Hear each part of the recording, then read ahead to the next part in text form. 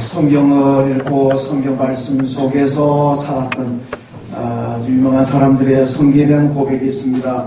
미국의 초대 대통령이었던 조지 워싱턴은 취임 선서에서 성경에 손을 얹었습니다. 그리고 고백하기를 성경이 없이는 나는 하나님과 성경 없이는 이 나라를 통치할 수가 없기 때문에 나는 성경에 손을 얹고 이 나라를 성경대로 통치하기로 선서합니다. 그렇게 선서를 했습니다. 역시 미국의 대통령이던 클리블랜드는 젊은 시절에 참 방탕하게 살았던 사람입니다. 그러다가 미국의 대통령이 되고 역시 취임 선서에서 성경을 얹었습니다. 성경에 손을 얹었습니다. 방탕했던 이 청년이 오늘 이 자리에 선 것은 모두가 성경 덕분입니다. 성경의 힘입니다. 그렇게 고백했습니다. 여러분 잘 아는 링컨 대통령은 학교 교육이라고는 1년밖에 받지 못했습니다. 일생 동안 학교는 1년밖에 다니지 않았습니다. 그런데 미국의 대통령이 되었습니다. 그 비결을 어머니가 물려진 믿음, 그리고 어머니가 돌아가시면서 남겼던 그 허름한 성경책 한 권, 그 성경책이 오늘 나를 있게 했습니다. 그렇게 고백했습니다. 영국의 빅토리아 여왕은 아프리카 주당을 만나서 성경책 한 권을 던져주면서 이 성경책이 오늘의 영국을 있게 만들었습니다. 영국이 부강한 길이 여기에 있습니다. 그렇게 하면서 성경을 전해 주었습니다. 프랑스의 작가 빅토르 위고는 19세기 영국이 이렇게 부강할 수 있었던 것은 전부 다 성경이 내린 선물이다. 성경의 힘이다. 그렇게 얘기를 했습니다. 여러분 성경 말씀이 얼마나 위대하고 성경 말씀이 얼마나 우리에게 큰 힘과 또 성공의 길로 번영의 길로 인도하는지 잘 보여주는 그런 어록들입니다. 이스라엘의 선조는 아브라함이죠. 아브라함이 이스라엘 민족의 조상입니다. 그 아들 이삭, 야곱 내려가면서 이분들 우리가 이스라엘의 선조라 그럽니다. 우리가 성경 보면 이스라엘 선조는 참 대단한 인물들입니다. 그런데 이 구약학에서 아니면 일반 역사학에서 사회학적으로 얘기하면 이스라엘의 선조들의 계급은 천민입니다. 그러니까 하비루드란 얘기죠. 이 하비루라는 사람들은 그 당시에 정처 없이 떠돌아다니면서 약탈하고 방화하고 아주 좀 잔인하고 포악한 일을 일삼던 그 계층의 사람들을 이 하비루라 그렇게 얘기합니다. 그 애굽의 바로왕이 주위 나라들에게 보냈던 외교 문서가 발굴이 되었는데 그게 아마르나라고 하는 문서입니다. 이 아마르나라는 문서를 해독해 보았더니 바로왕이 주위 여러 소도시 국가들 왕에게 자 우리가 힘을 합쳐서 이 하비루들을 척결합시다. 이 하비루 이럴 때는 우리가 너무너무 힘듭니다. 백성들이 고통당하니까 우리 함께 힘을 합쳐서 하비루들을 완전히 소탕해 버립시다. 그런 문서가 나왔습니다. 그러니까 그 당시 고대 근동 지역에서 하비루 계층의 사람들은 완전히 공공의 적입니다. 그러니까 아주 그 골치 아팠던 사람들입니다. 근데 이제 사회학자들이 볼 때, 아니 구약학자들이 보면서 이스라엘의 선조된 아브라함, 이삭, 야곱 이런 사람들도 물론 포악해가지고 어디가 방어하고 약탈하고 그러진 않았지만은 살아가는 삶의 스타일이라는 것이 하비루 계층하고 똑같다는 얘기입니다. 그래서 사회학적으로 분류할 때는 그들도 하비루였다 이렇게 얘기합니다. 이런 하비루 사람들, 천민계층의 사람들, 정말 그 당시 모든 세계 사람들에게 머리 아프고 골치 아팠던 그런 사람들이 오늘날에 와가지고 전 세계 1등 민족이 되었습니다. 얼마나 이 세계를 움직이는 사람들은 다 유태인입니다. 여러분 요즘 보면은 마크 저커버라고 하는 이 사람 얘기 많이 하잖아요. 페이스북 창업자라 그래가지고 자기 딸 낳으니까 그 딸 낳은 기념으로 우리 돈으로 52조 원을 기부하겠다 이렇게 발표를 했습니다. 어느 신문에 보니까 우리나라는 재벌들이 아이를 낳으면은 주식 상속해 주는데 저커버거는 전부 다 기부했다. 여러분 52조가 얼마큼 되겠습니까? 내년도 우리나라 국방 예산을 보니까 42조 원입니다. 이 남북하고 대치하고 있는 우리나라 1년 국방 예산이 42조 원인데 52조 원을 기부한다 그러니까 얼마나 대단합니까? 우리나라 국방 예산보다도 훨씬 많은 어마어마한 돈을 기부합니다. 그가 바로 유태인이라는 겁니다. 이만큼 유태인들은 하여튼 전 세계 각 요소마다 포진해 있으면서 세계를 이끌어가는 리더들이다, 그런 얘기입니다. 어떻게 이 하비루로 하는 천민계층의 출신들이 오늘 이렇게 전 세계를 움직여 나가는 이런 1등 민족이 되었을까? 그 비결이 무엇일까? 그게 바로 오늘 본문에 나옵니다. 오늘 본문이 그 비결의 해답입니다. 오늘 본문 말씀 보면 이스라엘아 들으라 이렇게 얘기합니다. 히브리어로 말하면은 이스라엘 쉐마 이런 얘기입니다. 여러분 쉐마라는 것은 우리말로 번역하게 되면은 듣다 그런 의미입니다. 그러니까 이스라엘 백성들이 하나님께서 지금부터 잘 들으라. 내가 말하는 것 성경의 말씀을 잘 듣고 그 말에 잘 순종해라 그 말씀입니다. 그러면은 다 된다는 얘기입니다. 여러분 쉐마라는 말은 뭐 많이 들어보았을 겁니다. 이스라엘 백성들이 가나안 땅 들어가기 전에 하나님께서 모세를 통해 주어진 말씀이 오늘 본문입니다. 너희가 가나안 땅 들어가거든 내 말을 잘 들으라. 쉐마 잘 듣고 잘 행해라. 그러면 너희가 그 가나안 땅에서 복을 받을 것이라 그 말씀입니다. 여러분 우리나라 가요에는 뭐 앉으나 서나 누구 생각? 당신 생각. 근데 유태인들은요 앉으나 서나 누구 생각? 하나님 생각, 성경 말씀 생각. 이 우리하고 차원이 다릅니다. 그들은 앉아도 서도 누워도 일어나도 길을 갈 때는 어디든지 간에 하나님의 말씀을 늘 생각하고 묵상하는 사람들입니다. 여러분 그래가지고 그들이 복을 받는다는 얘기입니다. 오늘 성서주일입니다. 성서주일이 뭐겠습니까? 하나님의 말씀을 더 귀하게 생각하고 하나님의 말씀을 소중하게 생각하고 그 말씀을 부지런히 읽고 그 말씀을 묵상하고 그 말씀에 순종하기로 결단하고 다짐하는 그런 주일이 되라 그런 말씀입니다. 내가 지금까지 바쁘게 살아오면서 세상 일이 바빠가지고 성경 말씀 제대로 읽지 않았다면 성경 말씀을 소홀히 했다면 이제부터는 성서주의를 맞으면서 내가 성경을 더 많이 읽고 성경 말씀을 더 많이 생각하고 성경 말씀대로 순종하기로 결단해라. 그런 각오를 하는 그 주일이 바로 오늘 성서주일입니다. 오늘 본문은 바로 가나안 땅에 들어가는 백성들에게 가나안 땅에 가서 어떻게 하면 잘 살 수 있을까? 어떻게 하면 가나안에서 하나님의 축복 가운데 살아갈 수가 있을까? 그 방법을 말씀합니다. 그것은 바로 쉐마 들으라. 내 말을 듣고 내 말을 순종하라. 그 말씀입니다.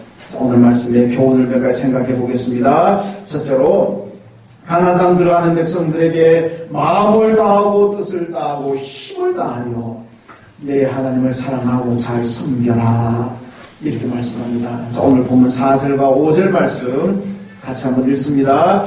이스라엘아 들으라. 우리 하나님 여호와는 오직 유일하신 여호와이시니 너는 마음을 다하고 뜻을 다하고 힘을 다하여 내 하나님 여호와를 사랑하라. 아멘. 여러분 가나안이 어떤 곳입니까? 온갖 잡신들 다신교 지역입니다. 여러분 기독교 국가를 제외하고는 전부 다 다신교적인 믿음을 다 가지고 있습니다. 온갖 신들이 많습니다. 근데 이스라엘은 유일하신 하나님만을 섬기는 유일신관을 가지고 있습니다. 이들이 가나안 땅 들어가게 되면 가나안에 있는 온갖 우상 자신들을 다 만나게 됩니다. 여러분 가나안 땅에요 온갖 신들이 많은데 그중에 주신이 바알신입니다. 우리 성경에 많이 나오잖아요. 옛날 어디든지 뭐 애굽이든지 바벨론이든지 가게 되면은 만신전이라는 것이 있습니다. 이 만신전이라는 것은 모든 그 나라 사람들이 섬기는 신은 다 모아놓은 신들의 백화점이 만신전입니다. 그 만신전 맨 가운데 그들 나라에 섬기는 주신이 자리하고 있습니다. 그러니까 바알이 가나안 땅 들어가게 가나안 땅 만신전에는 맨 가운데 가장 눈에 잘 띈 곳에 있는 것이 바로 바알입니다. 이게 주신이기 때문에 그렇습니다. 하여튼 이스라엘이 가나안 땅 들어가게 되면 바알을 만나게 되고 온갖 잡신들을 만나게 됩니다. 이런 가운데 이스라엘 백성들이 정신을 똑바로 차리고 하나님을 제대로 섬기지 않으면 자기 신앙을 유지할 수가 없습니다. 다 신앙 변질되고 타락하게 됩니다. 그러니까 오늘 본문에서 뭐라 그럽니까? 너희가 가나안 땅 들어가거든 마음을 다하고 뜻을 다하고 힘을 다하여서 내 하나님 여호와를 사랑하고 내 하나님 여호와를 섬기라 그랬습니다. 오늘 우리가 살아가는 세상도 내가 믿음을 확고하게 가지지 못하면 이단자를 유혹합니다. 사이비가 유혹합니다. 세상의 문화가 나를 유혹합니다. 여러분, 그래서 우리가 내 믿음을 잘 관리하지 못하면 나도 세상을 쓸려갈 수밖에 없습니다. 믿음이라는 건요, 성장시키는 것도 중요하지만은 내 믿음을 관리하는 것도, 내 믿음을 유지하는 것도 참 중요합니다. 여러분, 돈을 버는 것도 중요하지만 그 돈을 유지하고 관리하는 것도 여러분 얼마나 중요합니까? 그 유지 관리 못해가지고 다 날려버리는 사람들도 많이 있습니다. 여러분, 재산이든 믿음이든 건강도 마찬가지입니다. 건강도 유지하고 건강 관리를 잘 해야 됩니다. 그 건강 관리 하나님 주신 그 건강 관리 잘못하게 되면, 마음대로 써버리게 되면 결국은 병이 나고 탈이 난다는 얘기입니다. 여러분, 우리가 이 땅에 살아가면서 내 믿음을 잘 유지하고 관리해야 됩니다. 그런데요, 뭐 되겠지, 뭐가 되겠지, 그렇게 생각하면 관리가 되겠습니까? 안 됩니다. 오늘 말씀처럼 마음을 다하고 뜻을 다하고 힘을 다하여서 정신 바짝 차리고 하나님을 섬길 때 내 믿음이 잘 성장하고 유지 관리가 될 줄로 믿습니다. 여러분, 성경에서 왜 깨어있으라 깨어있으라 깨어있으라 깨어기도하라, 왜 그러겠습니까? 그게 바로 내 믿음을 관리하는 겁니다. 내가 깨어있지 못하면, 깨어서 기도하지 못하면 내 믿음은 다 날아가 버립니다. 사라집니다. 그러니까 깨어서 기도해라, 정신 바짝 차라, 그 얘기입니다. 그리고 우리는 힘을 다하고 뜻을 다하고 마음을 다해서 하나님을 섬겨야 합니다. 여러분, 그 오징어에 대한 얘기를 제가 봤는데요, 이 어미 오징어는요, 자기 알을 낳게 되면 그 알을 부화시키는데요, 온 힘을 쏟아붓습니다. 다른 물고기가 자기가 낳은 알을 다 먹어 치울까봐 온 자기 모든 걸 100% 쏟아부어가지고 막 보호합니다. 그러고 난 다음에는 죽습니다. 오징어는요, 알을 낳고 부화시키고 난 다음에 그냥 죽는데요. 왜? 다 쏟아부었으니까. 자기의 물 한 방울 피 한 방울 다 쏟아부었습니다. 더 이상 살 수가 없다는 겁니다. 여러분, 하나님 위해서 얼만큼 쏟아붓고 있습니까? 어미 오징어는 새끼 위해서 자기 모든 걸 쏟아붓고 그리고 죽습니다. 이게 우리 신앙인들의 주는 교훈이 뭐겠습니까? 여러분, 하나님 위해서 나를 구원하신 예수 그리스도 위해서 그분이 값주고 세우는 피로 세우는 교회를 위해서 우리도 쏟아부어야 될 줄로 믿습니다. 온 힘과 정성과 마음을 다해서 여러분 쏟아부어야 됩니다. 세상에 가서는 마음껏 쏟아붓고 다니면서 하나님과 교회 앞에는 지극히 인색한, 물 한 방울도 쏟아부으려고 하지 않는 그런 인색한 신앙을 가지면 안 된다는 얘기입니다. 여러분, 내 일터에서 쏟아붓고 세상에서 열심히 쏟아붓는데 하나님의 교회에서 인색하지 마시고 하나님을 위해서도 교회를 위해서도 여러분이 가진 달란트 재능을 마음껏 쏟아붓는 그런 성도들 되시길 주님의 이름으로 축원합니다. 여러분, 베드로 보면요, 베드로가 예수님을 따르다가 실패하잖아요.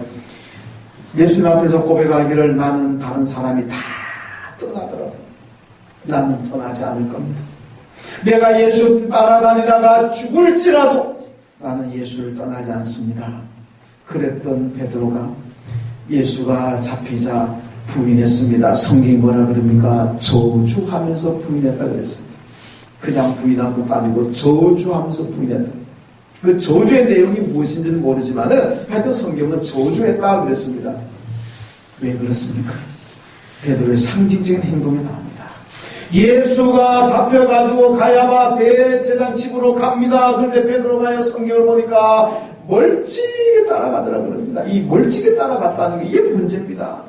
여러분, 예수를 바짝 따라갔다면은요, 그가 예수를 부인하지 않았을 겁니다. 멀찍이 따라갔다는 건 뭔 의미입니까? 여차하면은 무슨 위험한 일 생기면은 그냥 도망가겠다는 얘기 아니겠습니까? 도망가겠다는 생각이 없었던 것 같으면요, 내가 예수 위해서 잡히면 죽을 각오가 되어 있다면 멀찍이 따라가는 것이 아니라 예수님 바짝 붙어서 따라갔을 겁니다. 그런데 멀찍이 따라갔다는 것은 위험한 일 생기면 그냥 도망가겠다는 뜻입니다. 그러니까 넘어질 수밖에 없는 거예요. 그러니까 부인할 수밖에 없다. 그런 얘기입니다. 여러분, 성경에서 우리 양이라 그러잖아요. 양의 특징은 양은요, 몇십 메다, 50m만 벗어나도 못 봅니다. 이 시계 거리가 굉장히 짧습니다. 여러분, 우리는요, 얼마나 멀리 봅니까? 날씨가 맑으면 부산에서 뭐 대마도 일본 땅도 본다 그러잖아요. 저도 군부대 세대씩 갔다가 전방 갔다가 철원거리 갔다가 보니까 북한 쫙 날씨 맑은 날인데 북한 땅 쫙 깊숙한지 보이고. 그런데요, 양은 한 몇십 메다만 떨어지면 보지를 못합니다. 그러니까 양이 살려면 목자한테 바짝 붙어서 가야 됩니다. 목자 바짝 붙어서 따라가면은 그 양이 살지만은 목자에서 멀리 떨어지면 양은 길을 잃고 헤매다가 죽습니다. 우리가 양입니다. 목자신 예수님께 바짝 붙어서 따라가야 될 줄로 믿습니다. 예수님께 가까이 가야 돼요. 베드로처럼 멀찍이 떨어져가 간격이 많게 되고 거리가 길게 되면 거기는 마귀가 침입하게 됩니다. 그럼 우리가 쓰러지고 넘어질 수밖에 없습니다. 여러분이 예수를 바짝 따른다는 게 뭡니까? 마음을 다하고 뜻을 다하고 힘을 다하고 하나님 섬기는 것, 이것이 예수님께 바짝 붙어서 따라가는 길인 줄로 믿습니다. 여러분, 가나안에 들어간 이스라엘 민족요, 하나님께 말씀합니다. 너희가 가나안 땅 들어가서 하나님은 내가 베푼 축복 가운데 잘 살아가려면 어떻게 해야 되냐? 마음을 다해라, 뜻을 다해라, 힘을 다해서 섬겨라. 우리에게 주시는 말씀입니다. 우리가 이 땅에서 하나님의 축복 가운데 살아가려면 우리 역시 마음을 다하고 뜻을 다하고 힘을 다해서 하나님을 사랑하고 섬겨야 될 줄로 믿습니다. 둘째로 자녀들에게 성경을 부지런히 가르치라고 말씀합니다. 오늘 6절 말씀 같이 읽습니다. 6절. 오늘 내가 네게 명하는 이 말을 너는 마음에 새기고 내 자녀에게 부지런히 가르치며. 아멘. 여러분, 자녀들에게 하나님 말씀을 부지런히 가르치라고 말씀합니다. 여러분, 자녀들에게 하나님 말씀 부지런히 가르치고 있습니까? 신앙 지도 열심히 하고 있습니까? 그런데 오늘 말씀 잘 보세요. 자녀들에게 신앙 지도하기 전에, 자녀들에게 성경 말씀 가르치기 전에 먼저 부모가 갖추어야 될 자세가 있습니다. 그게 뭡니까? 오늘 내가 네게 명한 이 말을 너는 마음에 새기고, 너부터 하나님 말씀을 마음에 새겨라. 부모가 하나님 말씀으로 지금 하나님 말씀이 없고 부모의 믿음이 없는데 어떻게 자녀를 신앙으로 지도할 수가 있겠느냐, 아니란 얘기입니다. 그 전에 부모가 먼저 하나님 말씀을 마음에 새겨라. 말씀을 나누고 믿음 생활 본을 보이고, 그리고 자녀들을 믿음 생활, 신앙 생활 가르쳐라 하는 말씀입니다. 여러분, 디모데후서 3장에 보면요, 바울이 디모데에게 이런 얘기를 합니다. 너는 어려서부터 성경을 알았다. 디모데야, 너는 어려서부터 성경을 잘 알았구나. 그런데 디모데가 어떻게 성경을 어릴 때부터 알았겠습니까? 디모데서 1장 보니까 너는 외조모 로이스와 내 어머니 유니게로부터 성경을 잘 배웠다, 이렇게 얘기합니다. 여러분, 그 디모데의 외할머니 로이스와 그 어머니 유니게가 손자이자 아들인 디모데에게 하나님의 말씀 성경의 교육을 잘 시켰습니다. 이게 바로 좋은 가정, 복받은 가정인 줄로 믿습니다. 돈 많은 것도 복이고 건강한 것도 복이고 다 복이지만 부모가 자녀들에게 믿음을 잘 지도하고 하나님 말씀으로 잘 교육하는 가정, 그 가정이 정말로 복 있는 가정인 줄로 믿습니다. 우리 이런 가정 만들어야 됩니다.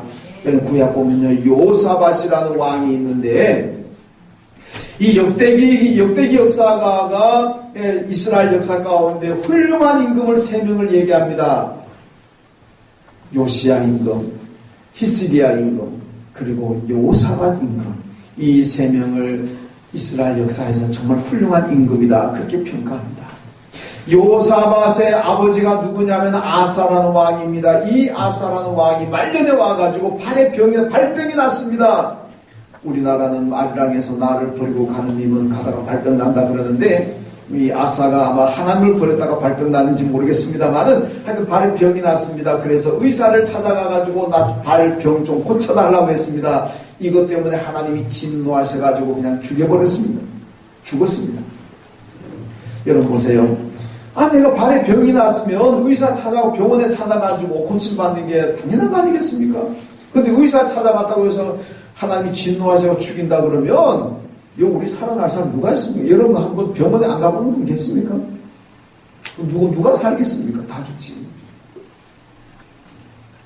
그런데요, 그 당시에 의사는 어떤 사람이냐면 주술적인 행위로 병을 고치는 사람들입니다. 그러니까 무당이란 얘기죠.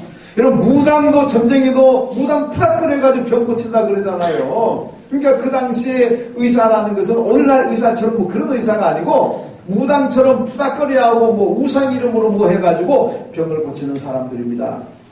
이 얘기는 아사왕이 무당 찾아갔다는 얘기 아닙니까? 그러니까 하나님께서 진노하셔가지고 하나님께 나와서 기도해야지 우상 찾아가가지고 그 신앙과 하나님께서 그를 쳤습니다. 그러니까 나라가 얼마나 혼란합니까? 이런 와중에 여호사밧이 왕 위에 올랐습니다. 여호사밧이 왕 위에 올라가지고 제일 먼저 한 일이 뭔지 압니까?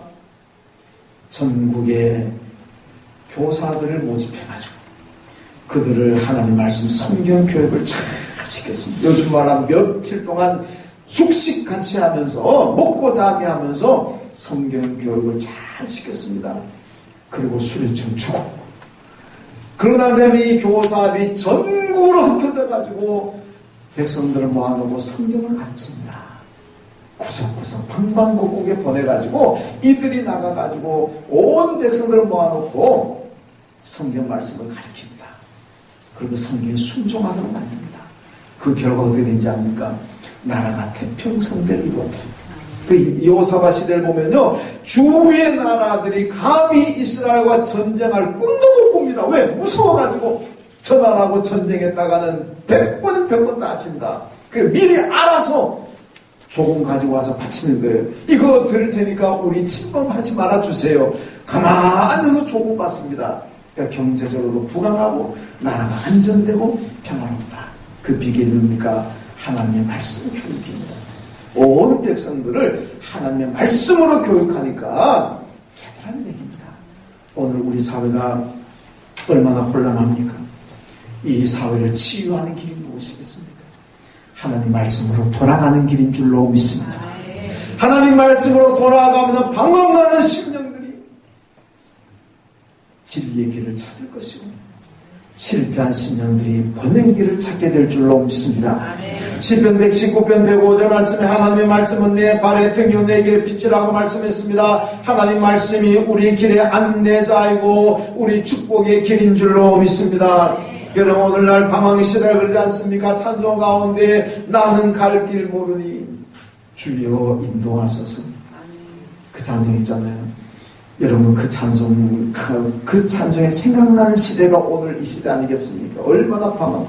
우리나라 경제적으로도 방황하고 있습니다. 어떻게 가야 할지 방황하고 정치가 방황하고 있습니다. 여러분 청소년들이 방황하고 있습니다. 졸업자들이 어떤 취업을 못해가 방황하고 있습니다. 물론 영적으로도 신앙적으로도 방황하는 사람들이 얼마나 많은지 모릅니다. 그리고 이 방황의 시대를 끝내고 안정된 길 갈 수 있는 비결이 무엇입니까? 하나님의 말씀인 줄로 믿습니다. 말씀으로 돌아오면 하나님께서 우리의 길을 비춰주시고 우리가 가야 할 길을 하나님이 안내하십니다. 여러분 폭력 소설을 읽으면 폭력자 됩니다. 음란한 책 읽으면 음란한 사람 됩니다. 경도된 이념책을 읽게 되면 나도 경도된 이념을 가지게 됩니다. 여러분 볼셰비키의 무슨 뭐 러시아 혁명사들이 뭐 칼막스의 자본론 읽으면 공산주의자 됩니다.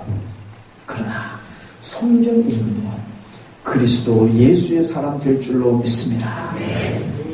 여러분 제가 대학을 70년대 말 80년대 초에 대학 다녔습니다. 그때가 어떤 시대입니까? 12.12 사태 나고 뭐 11.5 사태 나고 얼마나 나라고 얼마나 데모를 많이 했습니다. 그때요 정보기관에서 데모 주동자 잡으러 가면요 제일 먼저 파고들어가는 게 뭐냐면 이 얘가 무슨 책을 읽고 있는가 그것도 봅니다. 공부방에 들어가지고 얘 읽는 책이 뭐냐? 그 중요한 겁니다. 왜? 그 아이가 읽는 책을 보게 되면 이 아이의 사상을 알 수가 있습니다. 그만큼 내가 무슨 책을 읽느냐가 중요하다는 얘기입니다. 성경 읽으면 하나님의 사람 되고, 성경 읽으면 예수의 사람 될 줄로 믿습니다. 성경 읽으면 방황이 끝납니다. 하나님 집 찾아오게 되고 믿음의 길을 가게 됩니다. 여러분, 그러므로 우리는 하나님의 말씀을 늘 마음에 새기고 그 말씀을 읽고 묵상하고 그 말씀에 순종해야 됩니다. 여러분, 자녀들이 하나님의 축복을 받는 길이 무엇이겠습니까? 성경인 줄로 믿습니다. 오늘 하나님께서 가나안 땅 들어간 백성들에게 너가 먼저 하나님 말씀을 마음에 새기고 그리고 자녀들에게 부지런히 가르쳐라. 여러분, 자녀들에게 신앙교육, 말씀교육 얼만큼 하고 있습니까? 부지런히 하라 그럽니다. 그게 내 자녀가 복받는 길인 줄로 믿습니다. 세 번째로 보면 성경은 내 생각과 행동의 기준이라고 말씀하고 있습니다. 오늘 보면 8절의 말씀 같이 읽습니다. 너는 또 그것을 내 손목에 매며 기호를 삼으며 내 미간에 붙여 표로 삼고. 아멘. 손과 미간 얘기가 나옵니다. 하나님의 말씀을 손에 매고 미간에 붙여라. 여러분, 손이라는 것은 우리가 행동을 얘기하지 않습니까? 여러분, 성경의 말씀이 우리 행동의 기본, 우리 행동의 기준이라는 얘기입니다. 손은 행함입니다. 행동입니다. 이 행동의 기준이 뭐야 되느냐? 성경입니다. 미간에 붙여라. 미간이 뭡니까? 이마 여기입니다. 이마에 붙여란 얘기는요, 우리의 사고, 생각, 이것이 하나님의 말씀을 기준하라, 그 얘기입니다. 그러니까 손목에 메고 미간에 붙여라는 얘기는 하나님의 말씀을 기준으로 생각하고 사고하고 하나님 말씀을 기준으로 행동하라, 그 말씀입니다. 행함과 판단과 생각의 기준이 하나님의 말씀입니다. 여러분, 유태인들에게는요, 경문제도라는 게 있습니다. 이 경문제도라는 게 뭐냐면 오늘 말씀처럼 그들은 성경 말씀 귀중한 몇 가지 말씀, 오늘 본문, 오늘 신명기 쉐마도 들어가 있습니다. 이 몇 군데의 말씀을요, 조만한 까만 요만한 통이 있습니다. 거기다가 물론 성경 글을 읽어서 아주 적은 글씨로 된 그것을 그 통에다 넣어가지고 왼쪽 손목에 달고 다닙니다. 그리고 미간에 붙이고 다닙니다. 이스라엘 가보시면은 이게는 많이 볼 수 있습니다. 랍비들 많이 보죠. 저도 우리나라에서도 그분들 몇 번 받은 적이 있는데 미간에 성경 말씀 딱 붙이고 다닙니다. 그리고 왼팔에 딱 붙이고 다닙니다. 이게 꼭 경문제도 그렇게 얘기합니다. 왜 그걸 그렇게 달고 다니겠습니까? 달고 다니는 사람들 입장에서는요, 내 생각의 기준은 머리, 이마, 생각이잖아. 내 생각의 기준은 하나님의 말씀이라는 것, 그리고 힘을 쓰는 손, 여기에 붙이고 다닌다는 것은 내 행동의 기준도 하나님의 말씀이다. 그 의미입니다. 그러니까 생각도 행함도 하나님의 말씀의 기준에 의해서 살아간다는 그들의 결단이, 그들의 고백이 그 안에 담겨 있습니다. 여러분, 성경은요, 신앙인의 삶의 유일한 법칙이 성경입니다. 여러분, 옛날 바리새인들은요, 선악의 기준을 어떻게 삼았습니까? 나하고 같은 생각 가지고 있는 사람은 선이고 나하고 다른 생각 가지고 있으면 악이라 그랬습니다. 선악의 기준이 납니다. 자기들입니다. 오늘 우리 사회에 불행한 것이 뭡니까? 바리새인들과 똑같이 적용합니다. 오늘 우리 사회도요, 나하고 진보가 되든 보수가 되든 중도가 되든지 간에 좌우지가 나하고 같으면 선이고 나하고 다르면 악입니다. 이게 우리나라의 이분법적인 사고 흑백놀이 아닙니까? 얼마나 위험한 겁니까? 상대방의 생각이나 상대방의 삶을 존중할 줄 모릅니다. 무조건 나하고 같으면 선인 거고 나하고 다르면 무조건 악입니다. 이거는 배타적인 척결의 대상입니다. 타도의 대상이 되어버립니다. 얼마나 사회가 불행한 사회입니까? 옛날 바리새인들의 모습이 오늘 우리 사회 그대로 드러나고 있습니다. 그런데요, 성경은 뭐라 그럽니까? 성경은 선과 악의 기준으로 어떻게 나옵니까? 나 아닙니다. 하나님의 말씀입니다. 하나님 말씀에 같으면 이건 선인 거고 하나님 말씀을 떠나게 되면 악인 줄로 믿습니다. 선과 악의 기준은 바리새인이 아닙니다. 나도 아닙니다. 예수 성경인 줄로 믿습니다.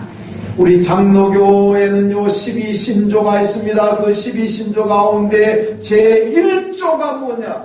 신구약 성경은 하나님의 말씀이니 신앙과 행위에 대하여 정확무한 유일한 법칙이다. 장로교 12신조 가운데 1조입니다. 성경이 우리 신앙인의 삶의 유일한 법칙. 요리문답 107개 요리문답 가운데 첫 번째 나오는 게 뭡니까? 여러분 잘 아실 겁니다. 사람의 제일된 목적이 무엇입니까? 하나님을 찬양하는 하나님 찬양한다고? 예. 찬양도 하나님께 영화롭게 하는 건 맞습니다. 예.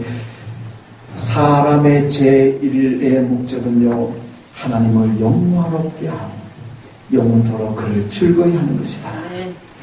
하나님을 영화롭게 하는 것, 이게 우리 사람의 제1의 목적입니다. 그런데요, 여러분들 2번에 넘어가, 1번은 그건데 2번에 넘어가면 뭔지 압니까? 우리가 하나님을 영화롭게 하는 방법을 가르쳐 주신 법칙이 무엇입니까? 1번은 하나님을 영화롭게 하는 게 사람의 제일 된 목적인데, 그렇다면 하나님을 영화롭게 하는 방법, 가르쳐주는 법칙이 무엇입니까? 이 대답이요, 신구약 성경이 하나님을 영화롭게 하는 법을 가르쳐주는 유일한 법칙입니다. 하나님을 영화롭게 하는 유일한 법칙이, 하나님을 영화롭게 하는 방법을 가르쳐주는 유일한 법칙이 성경이다, 그 말씀입니다. 그러니까 성경을 떠나면 하나님을 영화롭게 할 수가 없고 하나님께 즐거움을 드릴 수가 없다는 말씀입니다.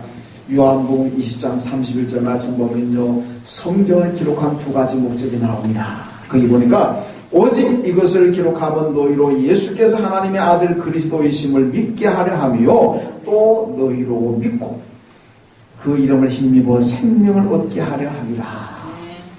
자, 성경을 왜 기록했을까요? 두 가지 목적입니다. 하나는 예수가 하나님의 아들 나의 그리스도 구원의 주라는 것을 믿게 하기 위해서, 두 번째는 예수를 믿음으로 생명을 얻고 예수 믿음으로 영생을 얻게 하기 위해서, 그래서 성경을 기록했다 그랬습니다. 성경 읽으면서 예수가 나의 그리스도라는 것을 믿어야 될 줄로 믿습니다. 성경 읽는 자에게 영생이 있고 생명이 있다는 것을 믿어야 될 줄로 믿습니다. 이 귀한 진리는요, 성경 속에 있습니다. 성경을 읽어야만 예수가 나의 구주임을 믿게 됩니다. 성경을 읽어야만 내가 생명을 얻고 성경을 읽어야만 내가 영생을 얻게 될 줄로 믿습니다. 오늘 결론적인 말씀을 드립니다. 여러분, 구약 하박국서를 보게 되면요, 하박국 시대가 너무 불평등한 사회였습니다. 의인들은 고통을 당하는데 악인들은 잘 되고 형통합니다. 그런 거 보면 신경질 나지 않습니까? 분노하잖아요. 우리 사도 보면요, 정직한 사람들이, 선한 사람들이 맨날 고통을 당하고 이 악의 무리들, 온갖 나쁜 짓 당하는 사람들이 잘 사는 거 보면, 아이고 주여, 왜 이 사회가 이렇게 썩어 문드러졌습니까? 하나님, 저 사람들은 심판해주면 안 됩니까?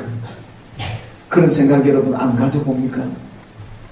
아마 가져볼 수 있습니다. 그죠? 이왕이면 선한 사람들이 잘 돼야지, 악인들은 망해야 되고, 그래 뭔가 이게 정의로운 사회지. 이게 뭐 정의로운 사회라 그러면서 악인들은 잘 되고 선한 사람들은 맨날 고통당하고, 예수 잘 믿는 사람들이 잘 되고 예수 제대로 안 믿는 사람 잘 안 되고, 뭐 그래야 맞는 거지.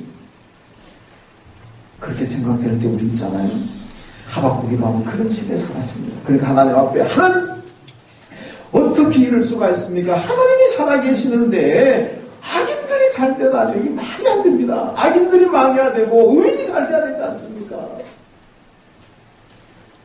여러분, 니체가요, 칼막스가 왜 하나님 신은 죽었다 그런지 압니까? 그 당시에 자기들 살아가는 시대 보니까 악인들은 잘 되는데 의인들이 안 됩니다. 망합니다. 그래서 이 사람들 생각을, 하나님이 계신다면 이런 사회 구조가 안 된다. 이 사회가 이렇게 되는 건 하나님이 없기 때문이다. 그래서 하나님은 죽었다, 신은 죽었다, 이래버리고요. 하박국이 똑같은 문제 가지고 신음하고 갈등합니다. 하나님께 기도 하나님 이유가 뭡니까? 왜 악인은 잘 되는데 의인은 왜 이렇게 고통을 당해야 됩니까? 하나님 궁금합니다. 응답해 주세요. 하나님의 응답이 옵니다. 하나님 대답하십니다. 뭐라고 대답하신지 아십니까? 너는 달려가면서라도 성경을 읽어라. 따라합시다. 너는 달려가면서도 성경을 읽어라. 여러분 달려가면서 어떻게 성경을 읽습니까? 달려가면서 성경 읽을 수 있습니까? 힘듭니다. 하나님의 응답은 어떻게 보면 생뚱맞은 대답 아닙니까? 왜 악인이 성공하고 의인이 고통을 당합니까? 그것 좀 대답해 주세요 그랬는데 하나님의 대답은 너는 달려가면서라도 성경을 읽어라. 부지런히 성경 읽으라는 얘기입니다. 그 얘기는 다른 말로 하면 성경 속에 해답이 있다 그 얘기입니다. 그러니까 그런 거 가지고 갈등하지 말고 그런 거 가지고 고민하지 말고 그냥 성경 읽어라. 성경 속에 대답이 다 있다 그 얘기입니다. 그러니까 우리가 기도하고 응답받으려면 성경 읽어야 될 줄로 믿습니다.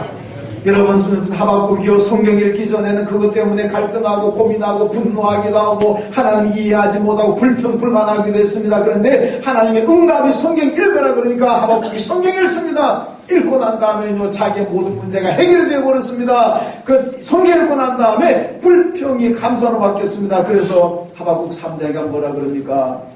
우리의 양이었고 외양간에 소가 없어도 밭에 소출이 없어도 나는 나를 구원하신 여호와 하나님으로 말미암아 기뻐하고 즐거워한다. 이 고백이 어떻게 나옵니까? 성경 읽고 난 다음에 나옵니다.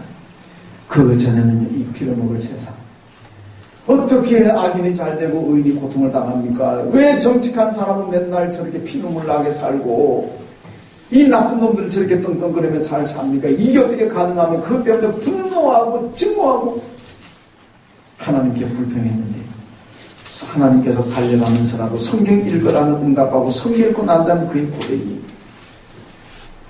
외양간에 소가 없고 우리의 양이 없고 밭에 소출이 없어도 괜찮습니다. 나는 여호와 하나님으로 즐거워 여호와 하나님이 계시니까 나는 기쁩니다. 이 고백이 그래서 나온 겁니다. 여러분 하박국은 성경 읽고 난 다음에 응답을 받았고 성경 읽고 난 다음에 불평이 감사로 바뀌었습니다. 성경 읽고 난 다음에 모든 문제가 해결된 줄로 믿습니다. 오늘 여러분이 기도하시잖아요. 저도 기도하고 여러분들도 기도합니다. 기도하면 하나님께서 뭐라고 응답하시겠습니까? 오늘도 하박국에게 응답하신 그 응답이 우리에게 옵니다. 하나님 왜 이렇습니까? 그럼 하나님은 우리에게 말씀합니다. 너는 달려가면서라도 성경을 읽어라. 성경을 부지런히 읽어라. 이게 하나님의 응답입니다. 왜? 성경 속에 하나님의 길이 있고 성경 속에 구원이 있고 성경에 축복이 있습니다. 성경을 통해서 하나님께서 우리에게 말씀하시기 때문에 그렇습니다.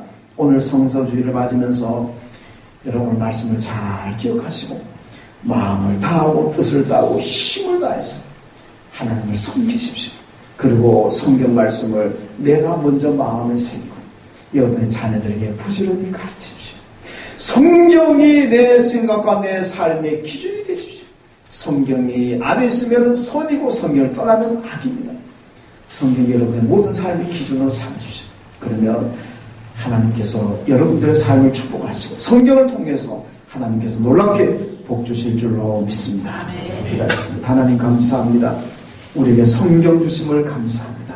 이 성경 말씀을 부지런히 읽고 부지런히 묵상하고 부지런히 순종하고 부지런히 자녀들에게 가르쳐서 성경의 복을 다 받아 누리는 저희가 되게 하여 주옵소서. 예수님의 이름으로 기도하옵나이다. 아멘.